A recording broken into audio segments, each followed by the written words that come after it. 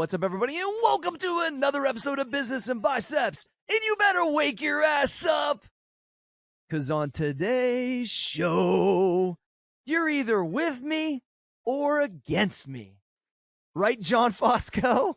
Hey, man, anyone who knows me knows that I've been saying that and taking on that mentality in business, especially my whole life. And I never felt like it was a choice, man. I think it's just the way it's got to be, but that can be debated, and I'm sure we will do that.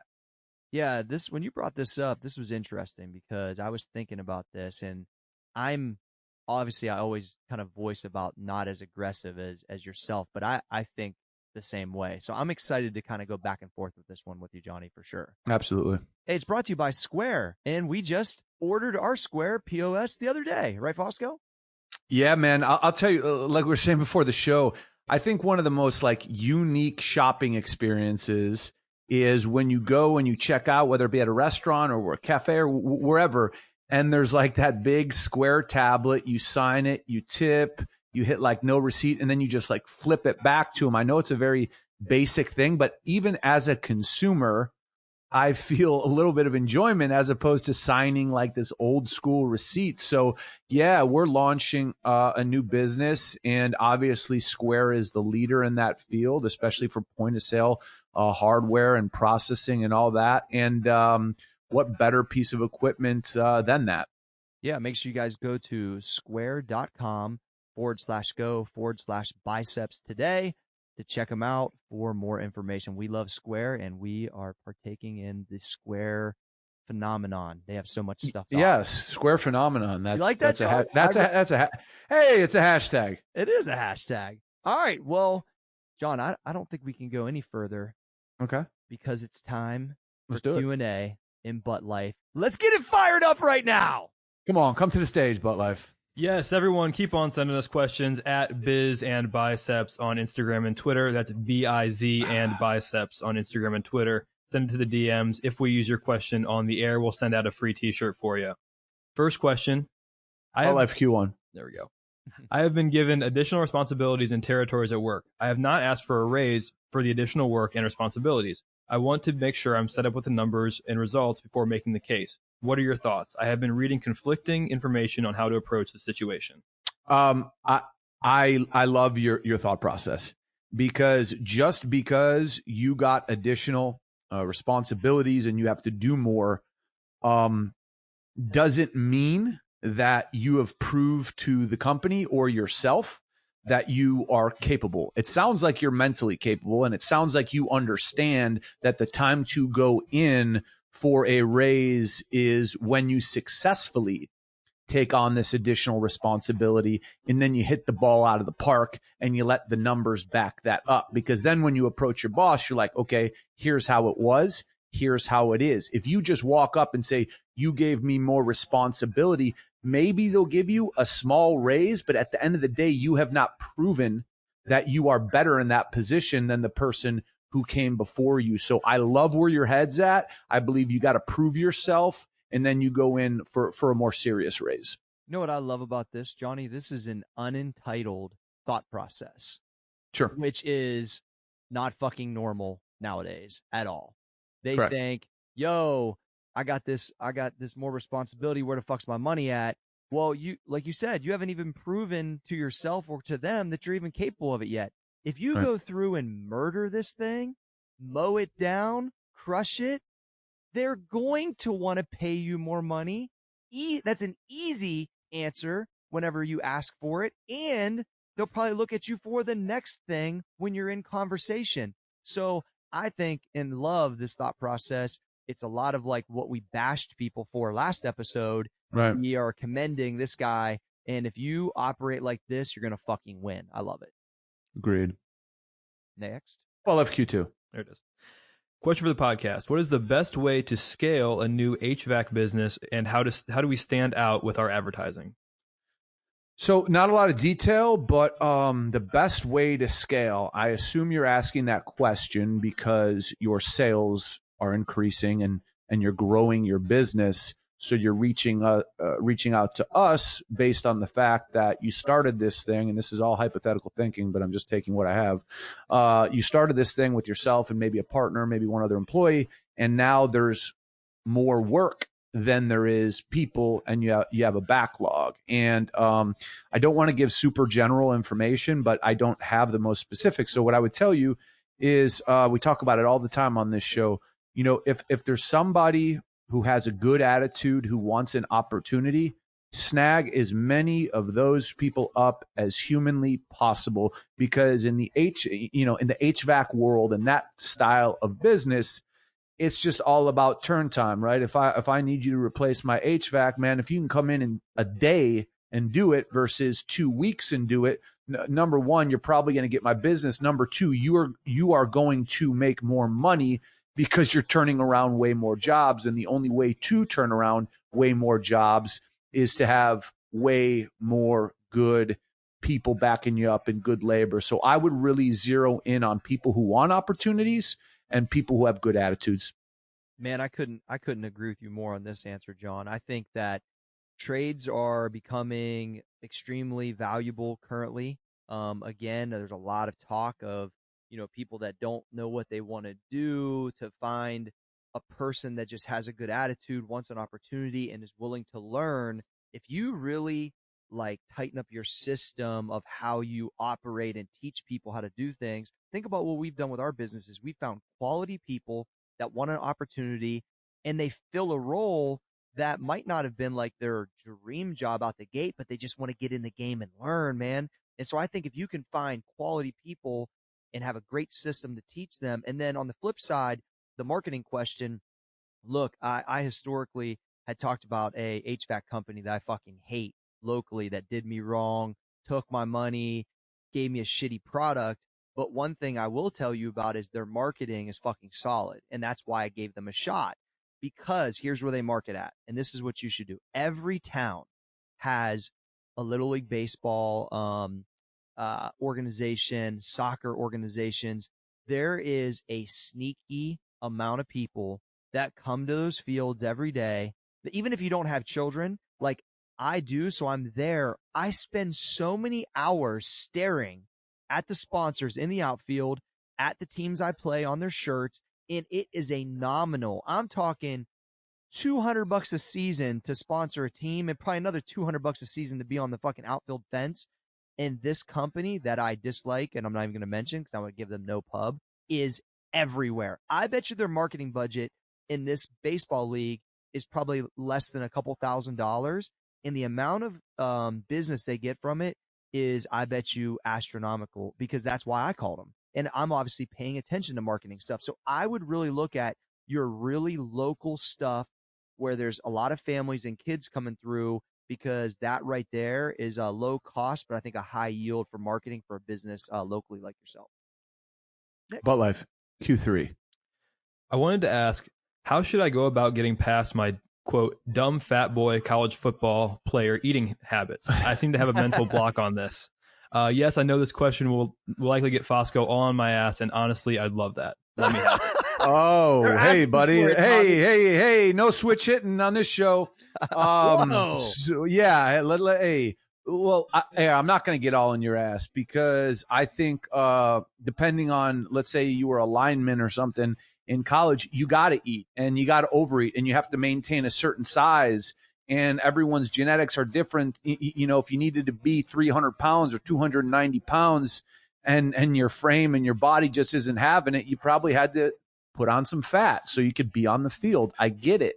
I think just understanding that whatever you did to get there, you had to do to get there. And when I say there, I mean football. Football's over. Like you said, now you have to observe your body and observe how it responds to a normal diet, and see what it does when you don't give it way too many calories, when you try to eat like a normal person. And then, I mean, Cory can give you way more detailed information than I can, but then tweak along the way. But I'm sure you're used to forcing calories down your throat to maintain a certain size. And I just think you're entering a whole different worlds here. And I'm not gonna fucking jump all over you on this one, man. I just think you need to observe your own body and then find some discipline to back it up with the right diet for you.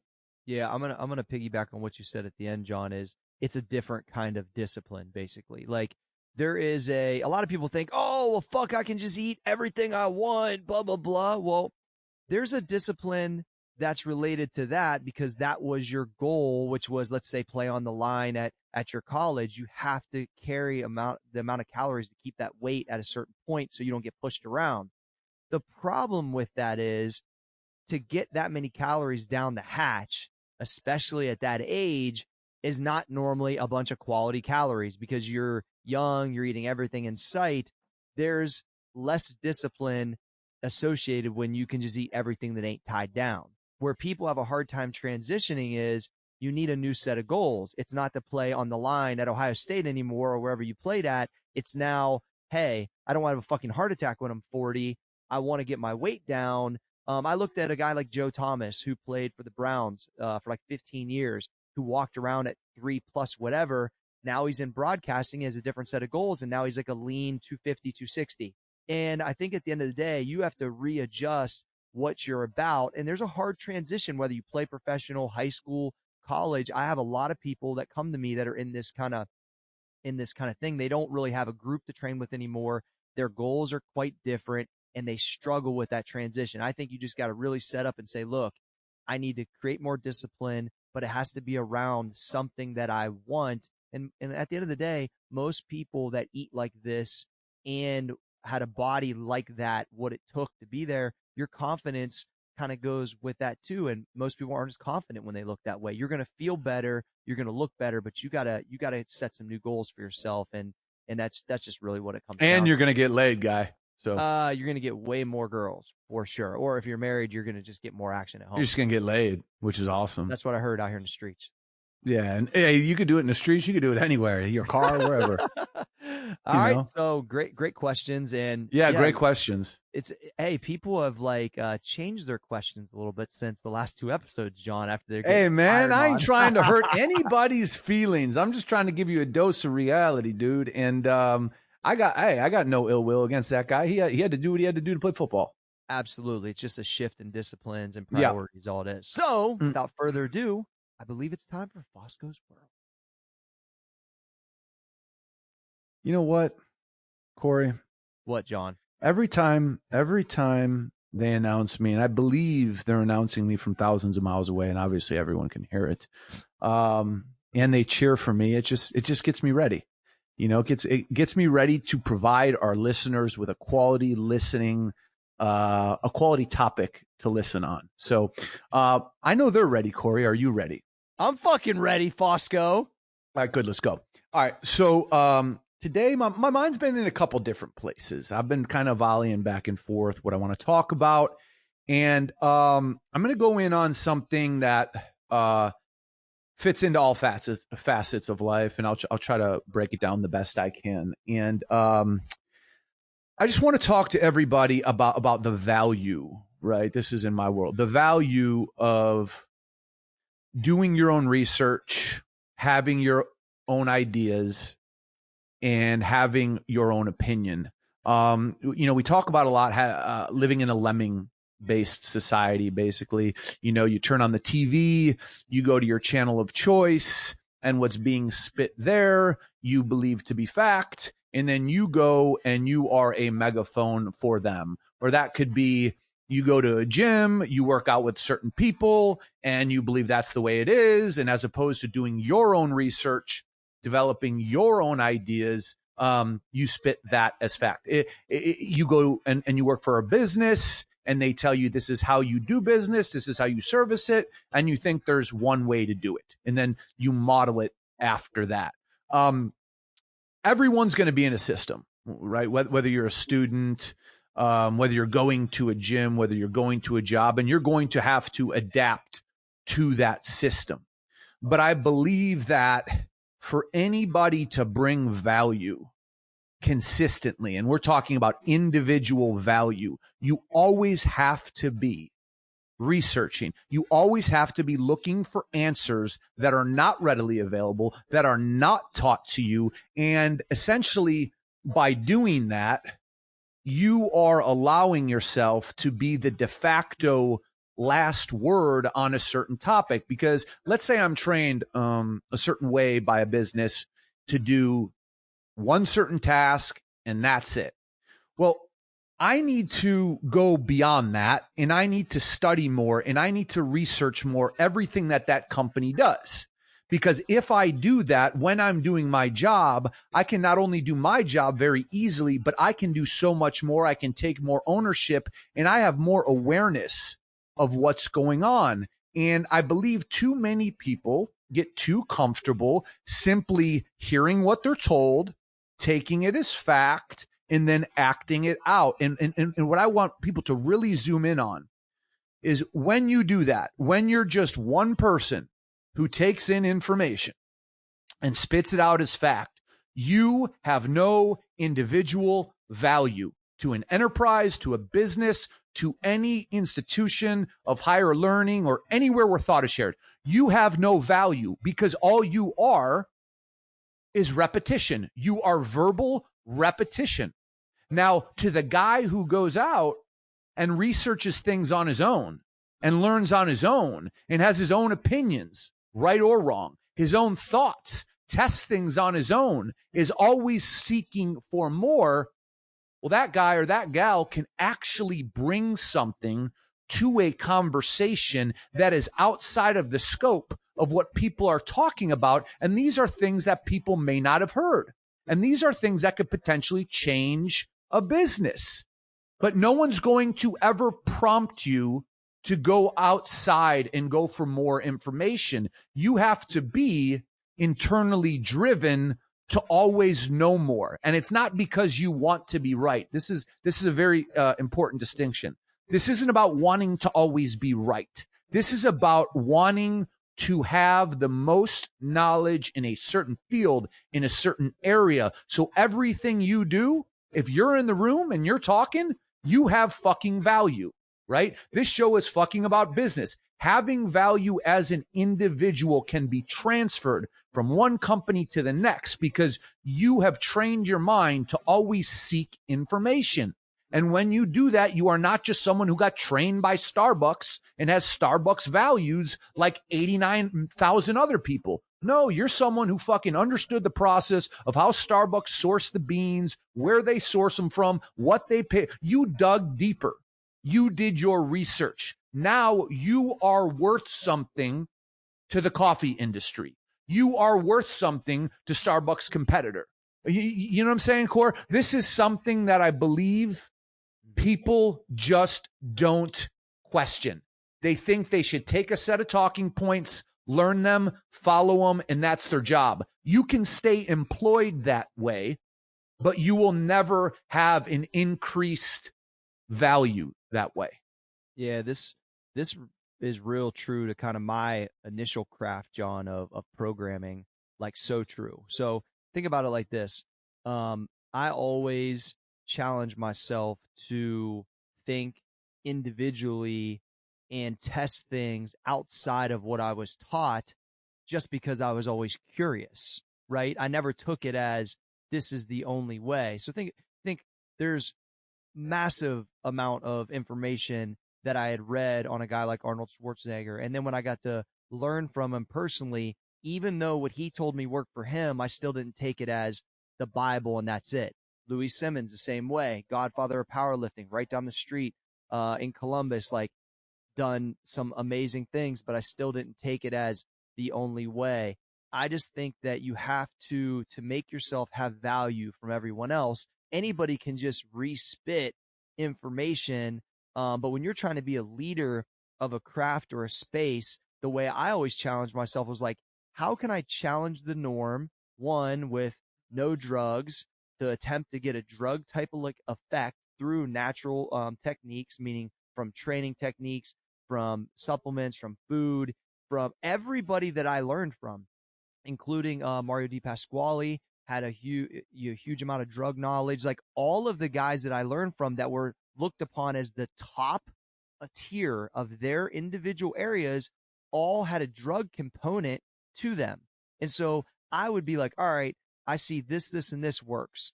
But obviously it's going to be different for me. I can't take this, that, or that as spoken word. How do I become an individual, the individuality? Where do I get? So when people come to me, it's like, oh, wait a second, there might be a piece of that was learned from here, but it was challenged, it was proven, and it was successful. And that's why it's part of the system. I never wanted to be somebody that could get the same fucking information from some other guy. There might be influences upon the way that I do things, but it's my fucking way because I showed it, I tested it, I proved it, and I've continued to push for more information. To this day, this morning, yesterday, I'm looking and searching for a better way to make myself, my guys, my members, anybody that's associated with me at max, everything better.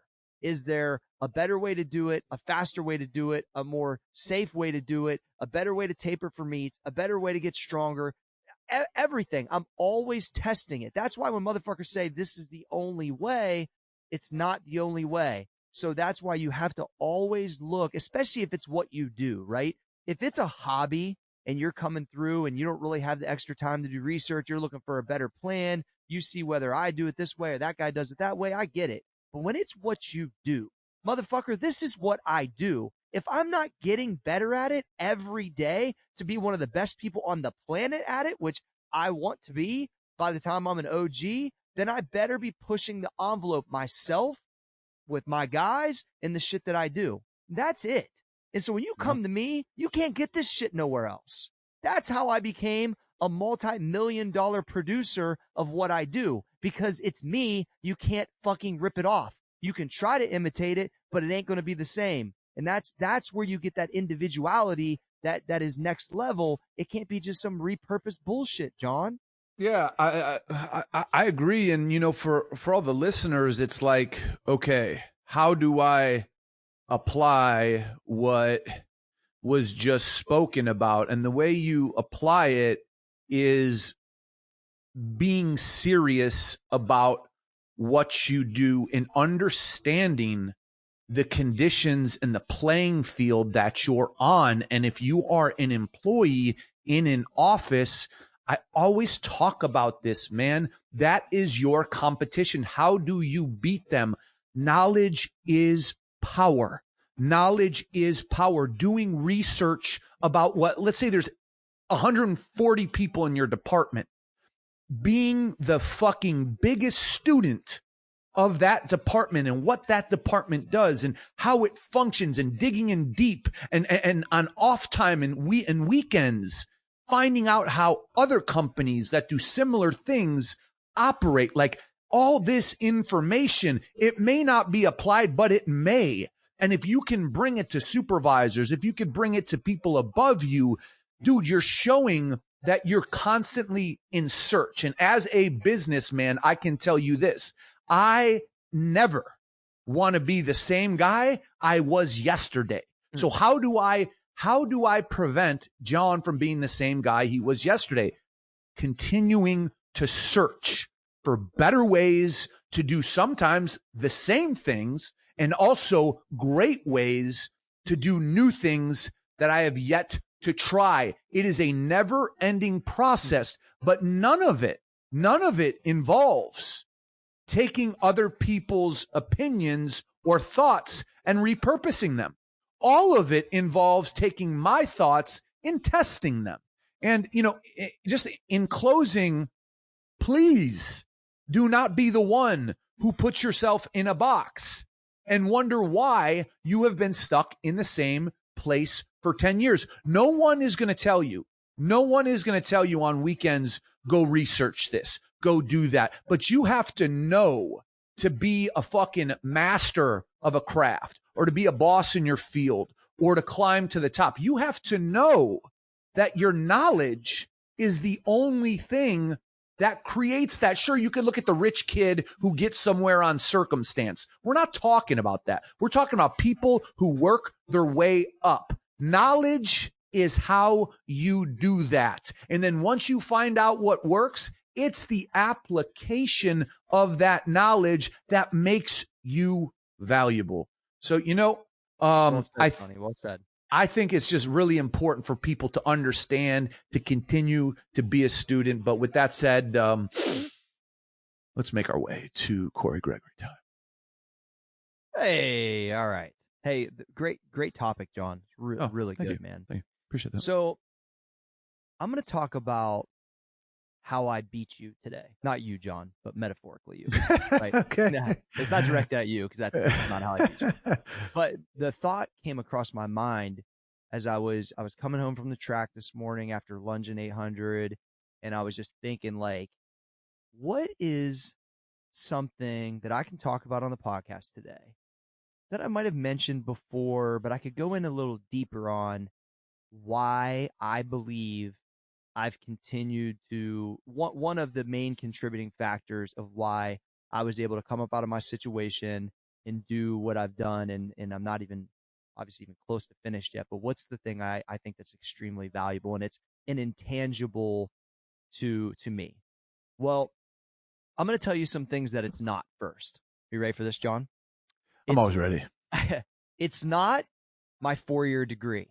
That is not one of the reasons why I. Well, you don't have one of those, just like me, correct? Okay, so it can't. Okay. Yep. Okay. So I figured you'd like this. Good dialogue.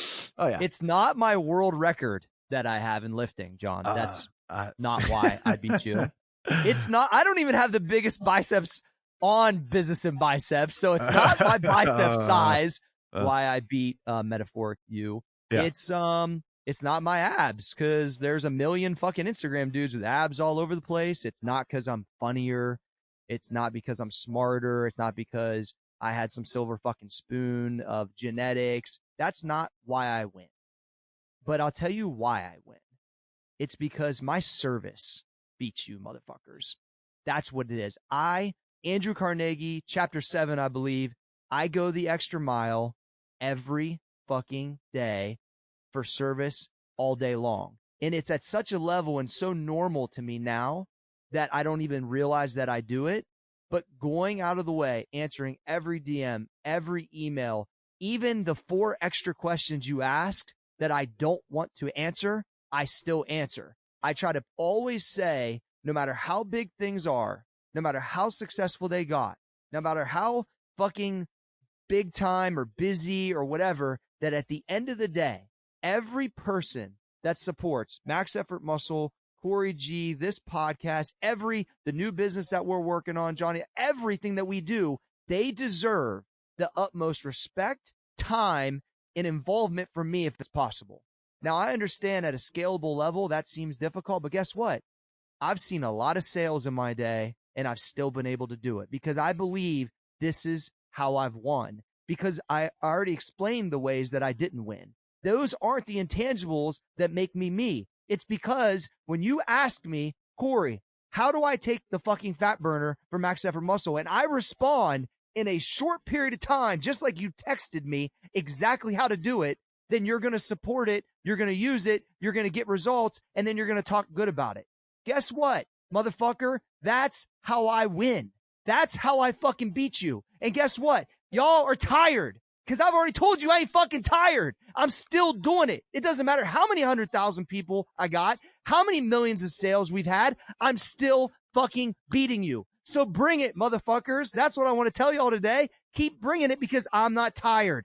I am giving service at another level. That's what makes me me. And if you want to bring your shit up, that's what you have to do. So don't think that you can talk shit or do this on this person or go against what we do if you're not going to bring that heat, because that's what it takes. So yeah, I'm giving you my fucking blueprint. Yeah, I'm telling you to go get it. But motherfucker, don't get tired because I'm not fucking tired, because I'm giving service at a different level. We give service at a different level. And that's what it takes, because in a world of a bunch of motherfuckers that don't care about anybody, that have huge egos and they're jammed in their phones, at the end of the day, if there's somebody on the other end that actually gives a fuck, they're going to win, John.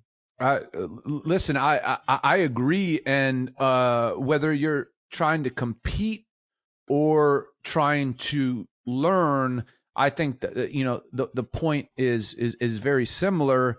And I guess just speaking to the listener who's trying to learn, we are all connected in this global economy. And if you are running a business or trying to build up a personal brand, anything like that, the ability to get back to everybody, this is just human psychology. It just makes people feel appreciated. When people feel appreciated, there's a bond, even if it's a small one.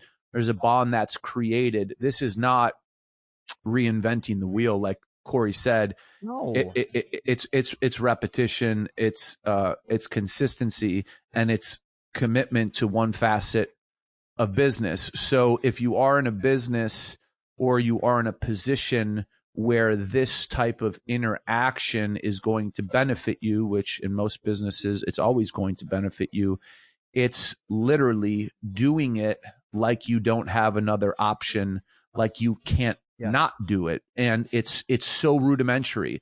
You don't need a high school education. All you need to know how to do is read and write and respect people.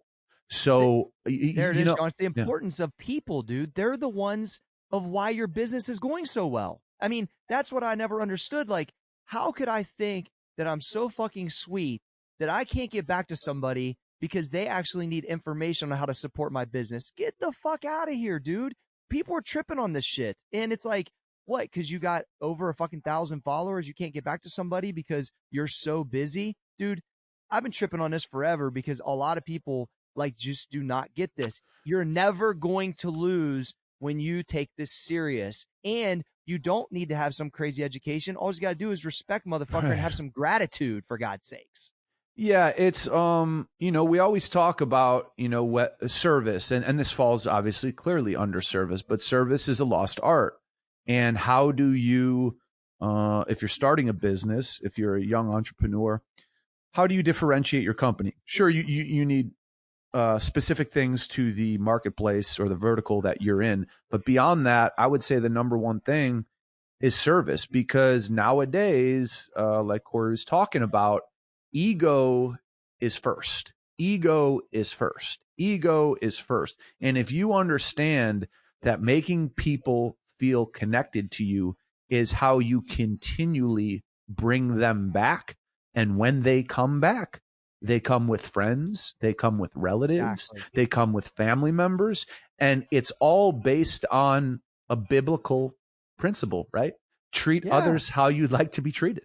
Exactly. So, I mean, it's real. This is not fucking, Harvard MBA shit right here. But what it is the stuff that actually makes you money. We're talking about stuff that actually can make you money if you put in practice. So, take all this stuff with a grain of salt. But the beauty of this podcast is the information you're hearing and the application of it. It's all in real time. It's all happening right now. Yeah. We're using it. So I think it's very beneficial for people to hear that sometimes things that seem so basic are so valuable. So valuable, and could be an intangible why your business is successful or not, Johnny. Straight up. Normally every business that I've been involved with, the intangible is how sexy I am. Normally that's why we win. But this helps that. Because I know you get a lot of DMs like, dude, what's it like to work with that dude? He's so sexy. And I know it's hard, but and those are the DMs I don't answer. No, it's hard. It's hard. I know. Hey, you're married. You can only respond to so many women. I just pass them straight on, Johnny. All right. I think it's time for the main event. Bro, ring the bell, boy. All right, Fosco. So I known this about you since the day I've met you. And as you brought this up, I realized I'm the same fucking way. And I think a lot of people are, and some people aren't. So it'll be interesting to try to hear the other side of this, if we can even kind of spit it back, because I think the same way. But it's either you're with me or you're against me mentality. So it's ride or die, or you're dead to me, essentially. Yeah. I mean, that there's really no, and I know 1,000%, this is how you operate. So I'll kind of let you kind of tee it up, and then I'll work off what you got to say. Yeah. Never in my life did I think this was a choice I had, because when feelings are strong in me, I don't battle them. I examine them, and I think if they're appropriate or not. But I don't really battle them if they come from my core. And if I take it out of the space of feelings and into the space of business, which I believe is most helpful for the show, the with me or against me mentalities, it's really simple. It's like business functions at its highest level, like a fucking championship winning NASCAR, when there is a team of people that are all ride or die for each other, that all got each other's back, that all believe that the person they're working with or the person in that position is the best person to be there, and they will all support each other. They will all protect each other. And that environment, that thought process is mandatory. You guys got to remember, when you're taking a business, that's a thought, and you're making it reality. There's literally thousands, I won't even say hundreds, thousands of challenges that you need to succeed and get through before that thing is a functioning machine. It is so taxing mentally, and it is so easy to see the grass is greener. But when people stick it through, share a vision, and fucking literally are in the foxhole, going to war, storming the beach of fucking Normandy together, there's a bond that's there. There's a fucking bond that, like, all right, like, I don't need to hang out with this person. I don't need to, spend time, whatever, but I got this motherfucker's back. This motherfucker's got my back, and we are going to accomplish something together, right? That's you are with me. Now, here comes the problem. The problem is when someone gets wiggly, when they start questioning. Listen, questions about a business, if they're asked and they're put out in the open and they're discussed in an open forum, hey man, that's fine. That's fine. But when you get wiggly, you start going behind people's backs, you start chirping your mouth off, then you start to move in the space of, and to me, that there is no space. You're either with me. Once you get in that space where you're against me, right? Because you're not on the same team. You're not sharing the same ethos. I don't want to come off as a dictator, but what I do want to make clear is everybody's thoughts are welcome. You can bring them up and you can share them, but it's when you choose not to share them and not to bring them to the team, and you start thinking them and discussing them with people who are not on the team, what you're doing is you're violating the trust of the team.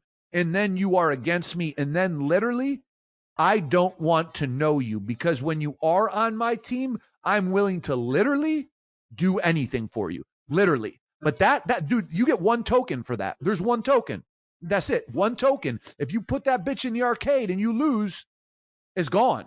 You can't come back. So, Cory, I know you got your take on it, but it's very, very sacred and very black and white to me.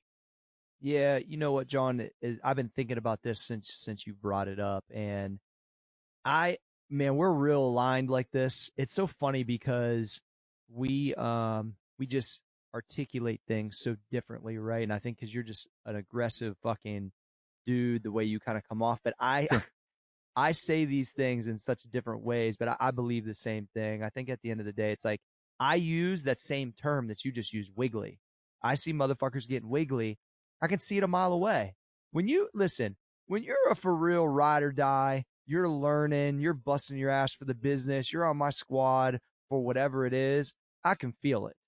And when you're not, I can fucking feel it. And that doesn't have to be what you're posting, I can feel it on you. There's an intuition, I think, with this that's because you know what? It's harmonious, right? Mm-hmm. At the end of the day, it's harmonious. And that's what Carnegie talks about. That's biblical also. When people are in harmony, it's smooth. Now, challenging certain things in the proper manner in an open way, like John says, bring it out because that can make us all better. But when you're going behind the back and then you start to lobby, I'll use the word lobby, against other people in the group about how you don't think the main leader or whatever is doing this or that, that's that wiggle thing that basically back in the day, motherfuckers, would chop your head off, Game of Thrones style. And so I think that this is a lot of heads things, have been falling recently in Game of Thrones. A lot of people have been dying. Exactly. That's where I got the idea from. And so yeah, a lot of people have been dying. think that's why over time in business, you go through, it's a numbers game, right? You go through X amount of people to find the motherfuckers that are down for the cause, that want to learn, they want an opportunity, and they're willing to go out of their way. And at times, they're going to spark up when it makes sense to fucking push to be better and to push us to be better and challenge in a good way. And even if we don't use their ideas, still just shows that they're thinking about it. I just think that the dead to me thing, man, I try not to be like that, but it's hard not to be. And I'll tell you why. Guys that are as busy as John and I, actually busy, not fake busy, it's hard. Like, here, I look at it like this. Time is a finite thing.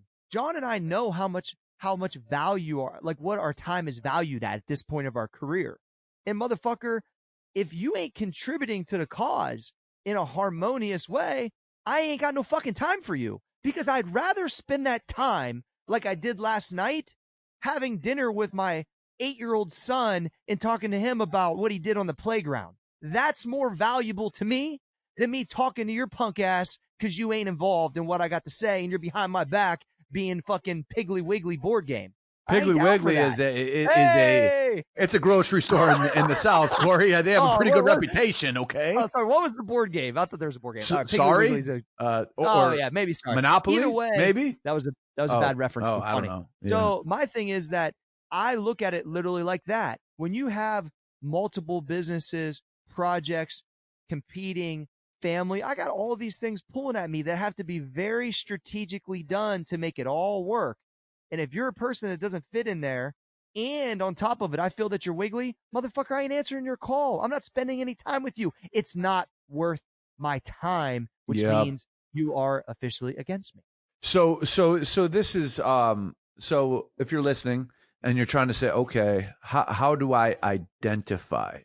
How do I identify if someone is starting to become, let's say in this context, against me? And what I believe in, and I use this in my personal life, also in business, is if you know someone well, if you've worked around someone, or if you spend time around anybody, every single person has very, very, very similar behavior patterns on a daily basis.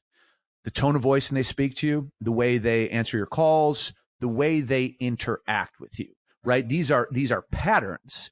And if somebody is on your team, you can almost predict how they are going to react to a phone call, a text message, a new idea for the business. But when someone's behavior pattern changes and you don't know why, but it's changing in a way that feels distant, like, oh shit, like this, why does it feel like he or she is further away? Well, that person most likely is disassociating with the team, and they're starting to move into that space of against me. And that's when you have to, as let's say a leader, that's when you have to, you got to go right down the fucking middle on them and say, hey, I've been working with you for 9 months now, or fucking 4 years, and you've always done this. Like the last 3 weeks, it's been this. What's going on? Like pretending like it doesn't happen and hoping that it goes away is for children. Okay. We're all adults here and we live serious lives. So I know it's not the easiest thing to confront something that someone could lie about. What are you talking about? No. What are you talking about? No. But if someone acts a certain way and all of a sudden things are opposite, something is up. And if they tell you nothing is up, they're lying. They're lying. And I always bet on my instincts when it comes to that, because if it's a repetitious pattern and it just changes, and they claim there's no reason for that, they're a liar. Get them out. I think that's a great point, John, because you're one of the best observers that I've met in my business career. Patterns of operation, and because I'm so patterned and habitual in the things that I do, that's the first indicator when motherfuckers are getting wiggly.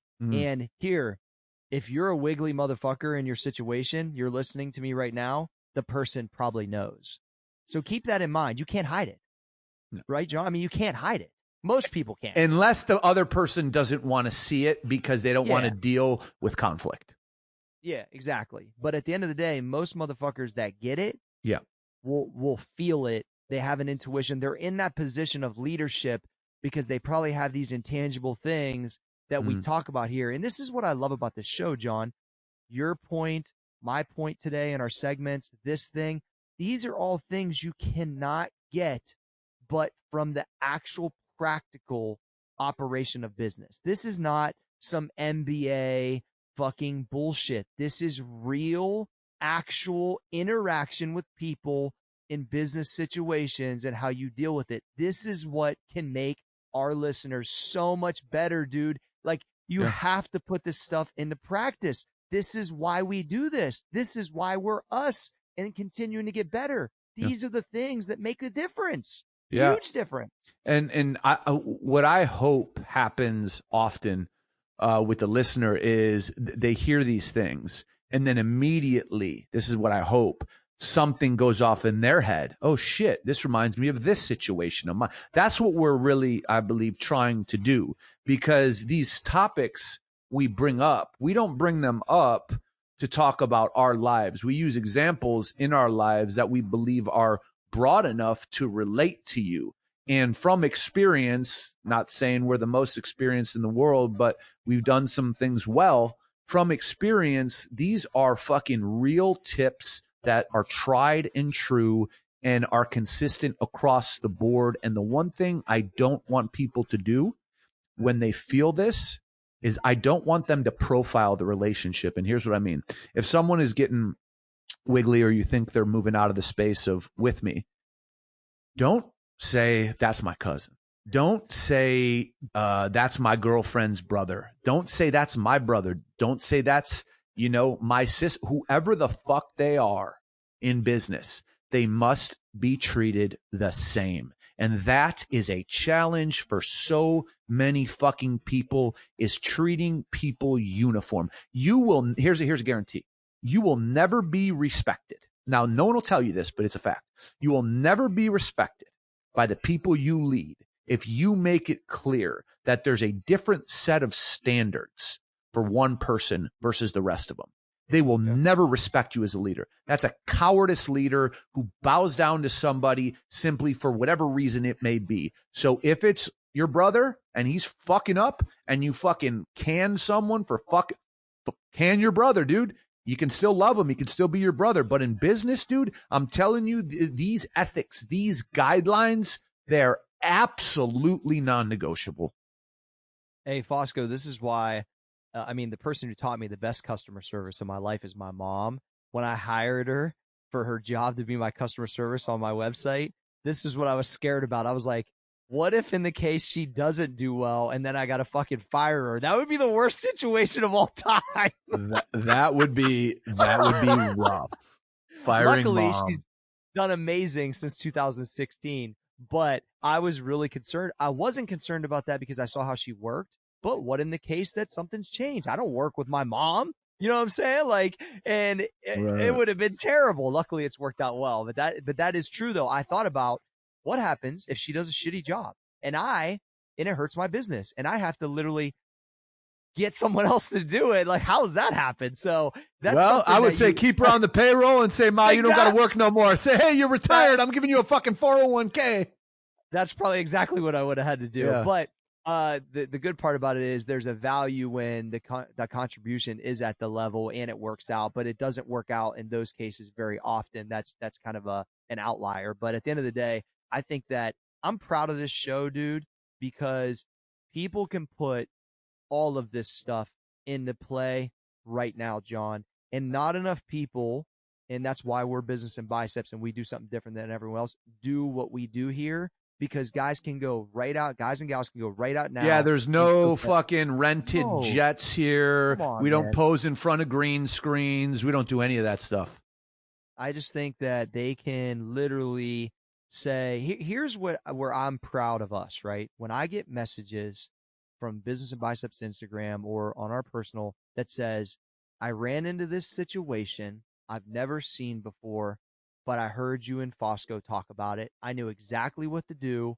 I executed with the advice. It worked out like X, and I was able to take it on. Like, that to me is why we do what we do. And I'm proud of that. And I believe that this episode and the last few episodes can do that. So, I think that that's a great spot to kind of wrap it up, Johnny. And I'm really proud of the content today.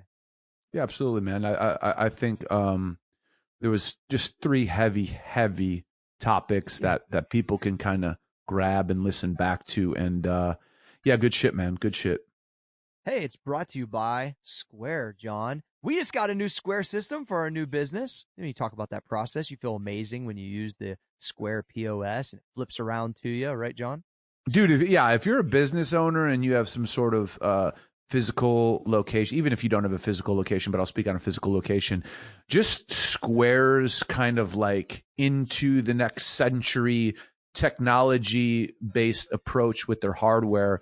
It's a cool experience. It's a cool experience using their point of sale hardware, whether you are the business or whether you are the customer. And I think being able to sign a screen, being able to immediately, push on the screen, receipt, no receipt, email receipt, and just flip like an iPad back around. It's just kind of how our economy operates right now. It's how our business system operates, and they make it so in tune with all the technology that everybody uses. So I just think it's just a no-brainer if you are opening a business to get Square's POS software, get onboarded with them, because they are leading the charge undoubtedly.